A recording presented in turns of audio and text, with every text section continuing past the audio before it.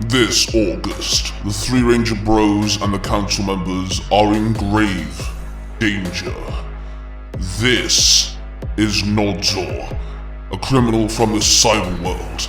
Here he has hacked the Three Ranger Bros studios, and here he is presenting 4 villainous videos, dropping every single Tuesday in August.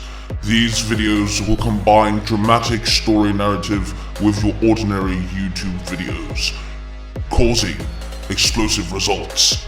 Can Tai Tiger save the Three Ranger Bros studios, or will they forever be in crisis? They're stuck. Whoever's hacked in did a really good job. Okay. I don't know what the hell's gonna go on with the Three Ranger Bros Studios channel whilst this is going on, but right now I need to focus on getting the boys out.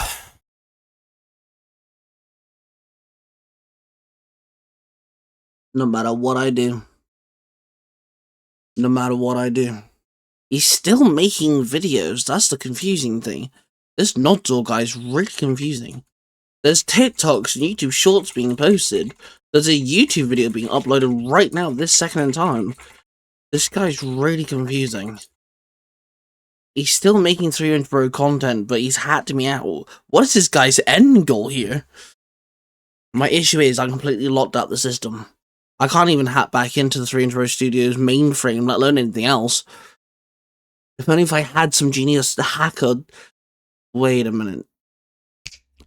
Cosplay Dude said if there's anything that ever happened with the mainframe, to contact some Dick Grayson guy. Hang on, I think he gave me his number. Maybe I could contact this Dick Grayson fellow. I saved it. Okay, let's see here. I'm just gonna.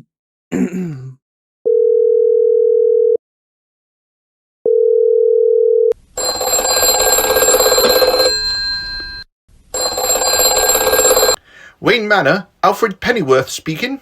Oh, hey Alfred, it's Ty. I'm a friend of Cosplay Dudes. Ah, hello, Master Tai. How can I help you? Well, you see, I've been kind of locked out of the mainframe of the Three Ranger Bros Studios server. Something's going down, and I kind of need Dick's help. Ah, I see, yes. A bit of a pickle you have yourself in there. I shall get Master Dick to contact you as soon as he can. Thanks, Alfred. You're a big help. Yeah, I'll keep my phone on and I'll just wait around until Dick can contact me. I appreciate it. Good luck, Master Tai. Thanks, Alfred. You're the best. Okay, well, that actually went swimmingly. Okay, so whilst I wait for Dick to get back to me, I guess I should see if I can get back into the mainframe myself. Okay, let's just hope they contact me back quickly, huh?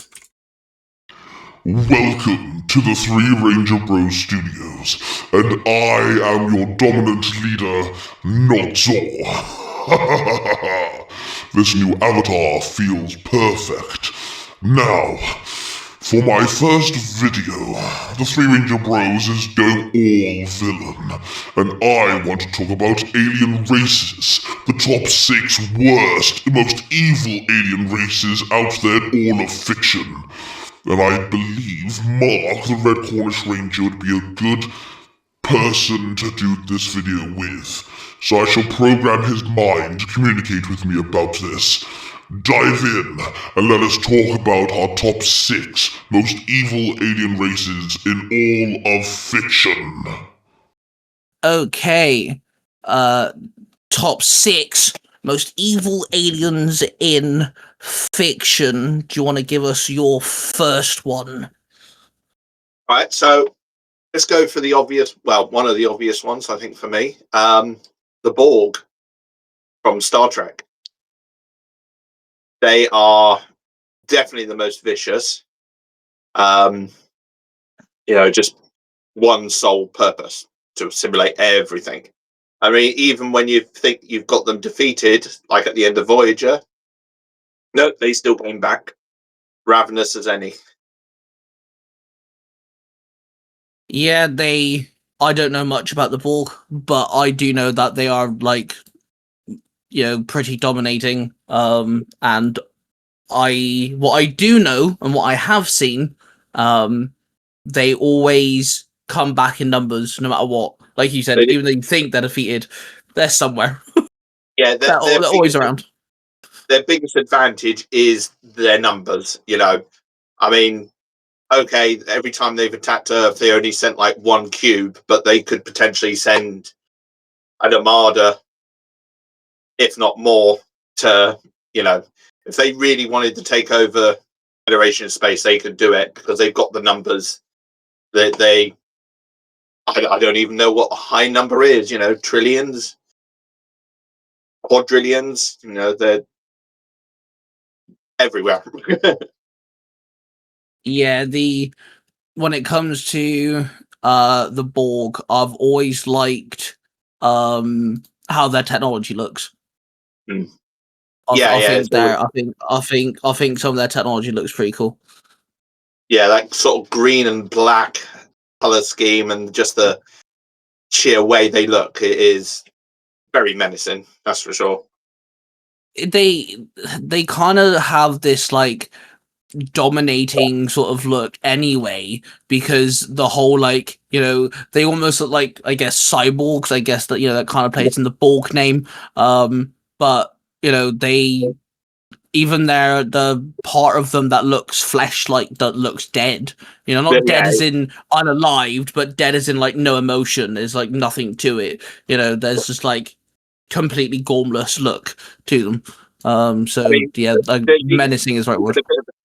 There's even a bit of a decayed sort of look about it because it's always grey, and especially in the sort of like films of First Contact and that, it's sort of like sort of looks shiny and slimy almost.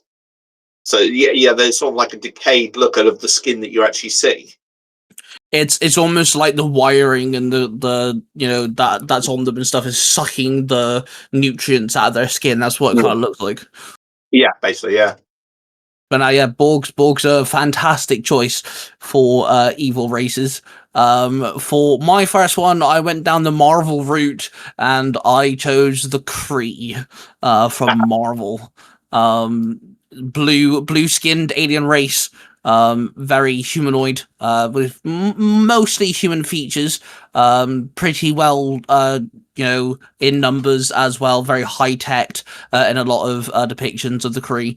Obviously in war with the Skrulls a lot of the time, so they constantly try to be the top alien race. They have increased strength, endurance, durability, and stamina, twice the level of humans, which can obviously, of course, cause an issue. Fun fact that I actually found out for recording this video: they have duplicates of several internal organs. So redundant organs, almost. Yeah, and they also breathe nitrogen instead of oxygen. Yeah, I didn't know these things. You learn something every day. However, they are vulnerable to obviously diseases and stuff, but they are very well equipped with heightened physical attributes. And of course, they have very advanced technology, and of course, many of the heroes amongst Marvel issues, including a lot of the space, in Guardians of the Galaxy, Nova Corps, Captain Marvel, etc., etc. Yeah, they've been the bad guys in quite a lot of them. I think even the Fantastic Four have tangled with them, haven't they? Yes, because they obviously have an issue with the Skrull as well. So yeah, they dealt with the Kree. I actually didn't mind the Kree's depiction in the Agents of S.H.I.E.L.D. TV show. I thought they were pretty cool. Not 100% accurate, but I still think they were done pretty well. Yeah, it was done decently, at least. I mean, I like Agents of S.H.I.E.L.D. anyway, so And then something else I quite like as well is some of the Kree names are actually references to industries. You got Marvel, which is Marvel. There's Atlas, which is Atlas Comics, and then DC, spelled DEA, and then the Ocean Sea, which is obviously a reference to DC Comics. But yeah, some of their names are either noted towards comic book industries or really popular like people that work in comic books, which I thought was always cool. But yeah, my first pick is the nitrogen breathing blue skinned alien race of the Kree. Your second pick, sir. Okay, so my second pick, and people might be seeing I'm going for a bit of a theme here actually, but my second pick are the replicators from Stargate. They were in SG-1 originally, then they turned up in Atlantis as well. So they start off as, when they first appeared, they were these basically little machine bugs that, as their name suggests, replicated, and they did everything they possibly could to continuously replicate and consume any kind of materials and resources on the planets. Eventually, they introduced what they called human form replicators, which were basically an evolved version of the original replicators to begin with.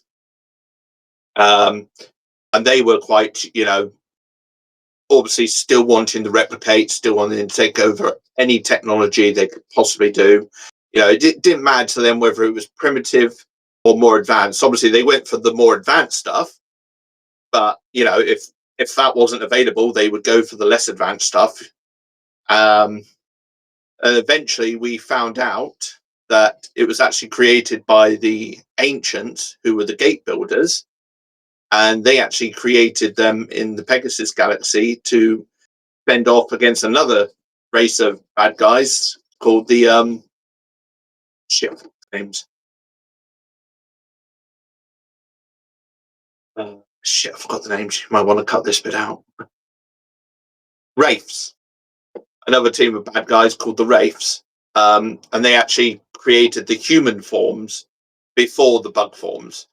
And then I think the story goes that when they left the Pegasus galaxy and tried to eradicate these human form replicators, some ancient scientist built an android that then created the bug versions of the replicators.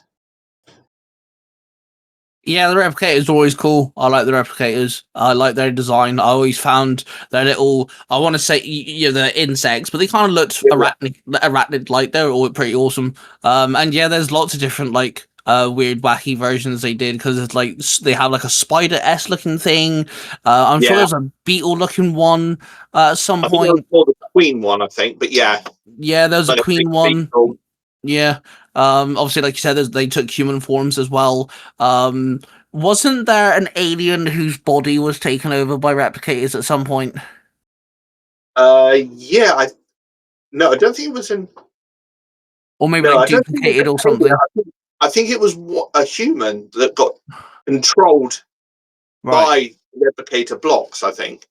But I just like the way that it's explained about how they work, because they're little block looking things that are connected, and they form different shapes of them and stuff, and stuff like that. So I've always liked, it's a weird idea making an alien race of some kind that are high advanced machines, but as long as it's done well, some of these ideas can be really, really cool. And I think the replicators were at least done well enough to make them, make sense in a way, especially for things like Stargate. Like you said, it connects way back in the history and stuff. I think it's really cool to have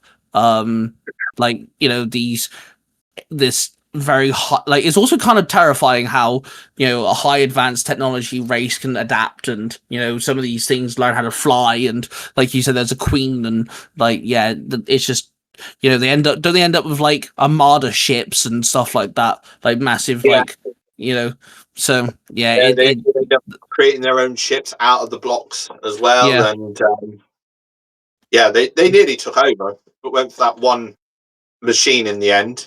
They probably would have. So basically, they were created by one kid who got pissed off with a Rubik's Cube. Well, definitely with the android.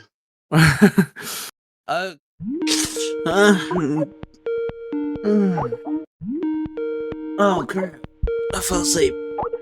He's ringing me. Oh, shit. Okay.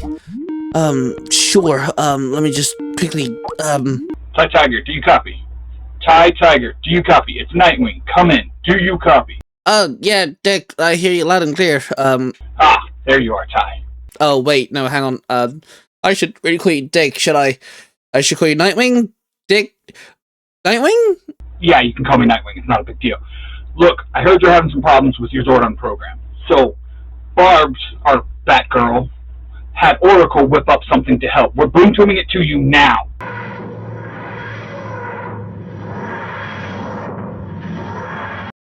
Oh. Thanks? I'm guessing this has an encryption key. You got it? Alright. Hopefully that helps. Keep me posted, buddy. Yeah, thanks, Nightwing. Hopefully, this gives me the access point I need to get back into the mainframe. Let's hope this works.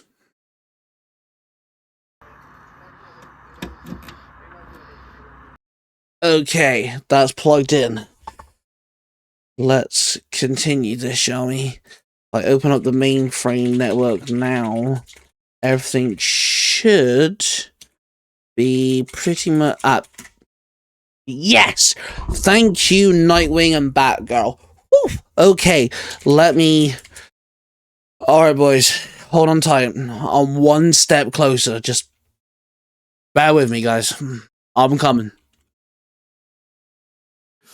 Okay, so my second one comes from Farscape, which only get mentioned a couple of times, but it's an alien race called the Tavlek, which actually turn up very early on and do have about one or two more appearances.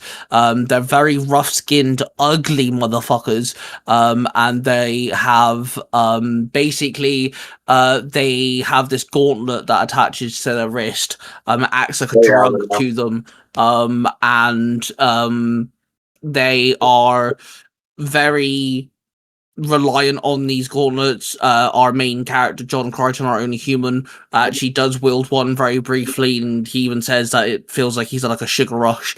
But they are very rough-skinned, grey. They kind of wear lots of big, like, it kind of looks like they're wearing a lot of leather, but then these gauntlets can increase their stamina, their healing, their strength. It has a shield, has a built-in energy blast, or lots of different little nice little trinkets. And I always found there is one of them that is kind of like a main side character who does come back, Bekesh, Bekesh, I want to say his name is, yeah, he turns back up later down the line.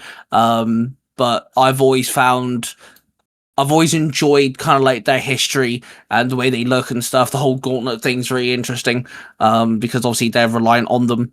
And they also get given the gauntlets at like teen age, which is kind of cool. But yeah, they're biochemistry weapons, which, like I said, it can heal you, if you get shot, it can help you out, and stuff like that. If you get ill, it basically stops you from getting ill, but you're also now reliant on the things. It's like a drug almost. I've always loved the idea and the history of them. Yeah, they were the sort of the bad guys of, controlled by drugs and controlled by addiction almost. Yeah, because when John takes off the gauntlet and puts it on himself, the alien not wearing it, he actually has like withdrawal symptoms for a little while, and he has to like kind of get over it and stuff. It's quite interesting and a really unique way to do drugs that aren't drugs within a space exploration story like Farscape. Yeah. And last but not least for you. So yeah, like I say, probably seeing a pattern going on here. So the Cybermen from Doctor Who. Again, it's another one of these, like the other twos. They're always trying to multiply themselves in some form or fashion. The Borg assimilate, the replicators replicate, and the Cybermen convert, basically, in their converting humans or any aliens. The original storyline from them was they were from a sort of like twin planet of Earth called Talos. Which is the planet that we see. Sorry, no, let me correct that. They're from the twin planet called Mondas, which is the 10th planet we see in the episode The 10th Planet, which is William Hartnell's regeneration story. And basically, as their technology increased, they started to convert themselves, to being machine, a limb, leg, an arm. Then eventually everything, basically, right down to all that was left was a brain. That's all that's in these Cyberman suits is a brain. There's no emotion, there's no compassion, there's nothing, just a shell with a brain in it, and the wanting to, conquer and convert the entire galaxy. And obviously in the Doctor Who universe, they ended up sort of getting defeated because there wasn't many of them actually left. But then with the David Tennant era, they brought in the alternate universe version of them, which was created on Earth. But again, it was, Earth's technology was growing, people were replacing body parts, and eventually it was full conversion to a machine with just a brain, and that's it. Yeah, I've always liked the idea of the Cybermen. I quite like the if you like Google them, you can see the history of like the different ways they've looked over the years.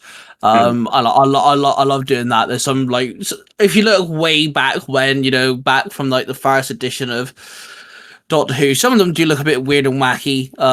But I just like the evolution of the Cybermen. Some of them that sometimes like they got like a plain face and they're a bit more cubish in their like head and they're a bit more chunky. Pardon me. But like then you got like the more up to date, Cybermen, which do kind of look like actual robot machines that like something like Tony Stark would make, But again, go on. Just going to say they've been relatively sort of like consistent in the growing of them. Like you say, each iteration of them did change. So it started off like, I think it was just like a balaclava over a bloke's head, and he would just open his mouth, and then obviously he would have a voiceover doing the talking. So he wouldn't really actually move his mouth in time with the speaking, but he would just sort of like open it. You'd hear the Cyberman's voice. And then they changed that to what looked like a metal sort of head, but it was an upgraded version, as it were, from the balaclava or whatever they used. And then they consistently changed the helmet to look more sort of like machine and putting the extra parts on it. Yeah, I've always liked, and again, it's a terrifying idea. Just basically you just lose all sense of self and you just become a brain in a machine. But yeah, good last choice. To be fair, it's a good shout. I like the Cybermen a lot. I think they're very cool, and like I said, I've always liked their design. I think as they go on, I don't think we've had like a really bad, terrible Cyberman design. To be fair. Like even some of the comic book designs look pretty cool. Yeah, I mean their most recent look has been sort of like a Cyberman crossed with a Time Lord almost, and you got that big neck piece that the Time Lords wear, but it's more of a metal neck piece, and even that design, it is terrifying still.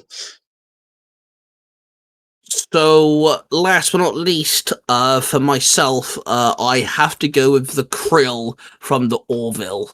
I absolutely adore the lore that the Orville produces. Yes, okay, it's very funny, and sometimes there's a lot of slapstick humor and stuff. It's made by the same guy who's given us Family Guy for the last God knows how many years.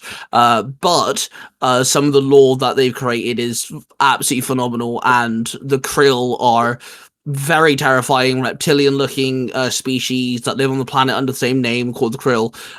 Their planet has no sunlight whatsoever. It's always dark, and it's all about government dictatorship. When we do actually see Krill, the planet, it's literally that our time on the Krill planet is all about who do we want as the next, government ruler.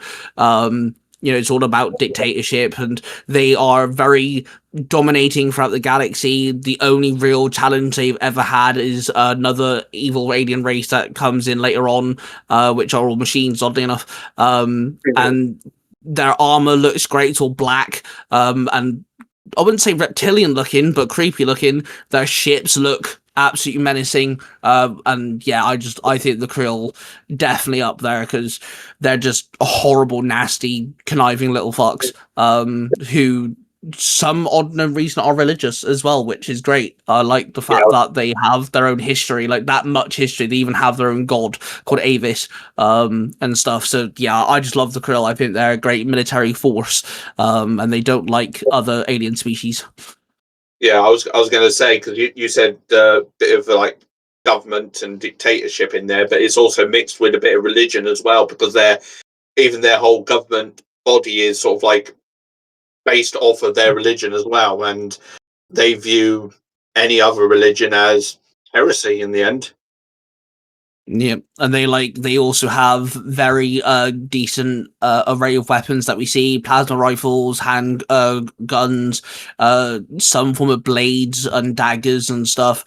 So like they're full on military units of different size ships, and stuff like this, and it's all like they're all religious, which is mad. But I also like the fact that it's, like I said, yes, okay, it's created by the same guy who gave us Family Guy and Ted and stuff, but the lore in Orville is amazing, and the Krill definitely has some of a big love there for its like history and stuff, because you even have little things like there are some Krill females who are chosen, and if you're chosen, your life is dedicated to bearing children, and that's all you do all your life. Yeah, I mean, McFarlane definitely does. I think he takes Orville more seriously than he does his other projects, really, because they are all comedies, and where, Orville could be classed partly as a comedy. It's for him. I think it's more of a love letter towards Star Trek, because this is apparently he pitched an idea to Paramount for a new Star Trek series, and they said no. So he was like, oh, fine then, fuck you lot, I'll go make my own then. Yeah, and you can see that. You can see that, especially with the Krill, because it's actually stated that they are corrupted by the effects of their own religion, but they're too afraid to let it go. It sounds almost familiar, doesn't it, at the moment? Yeah, a little bit. But yeah, Krill's my last pick because I just adore their design, their culture, their backstories, and the Krill characters we actually get are also some of the best characters that aren't the main cast, or something like the side characters in Orville. I've never had to do an outro before. I believe I must tell you to subscribe and hit the notification bell so you don't miss another one of my awesome evil videos. Isn't the 3 Ranger Bros Studios better without that Tai Tiger? Join us next week for more evil videos about villains. And of course, check out our TikTok, where I give the 3 Ranger Bro Council members and the other bros evil villainy questions. Haha! I shall see you next time.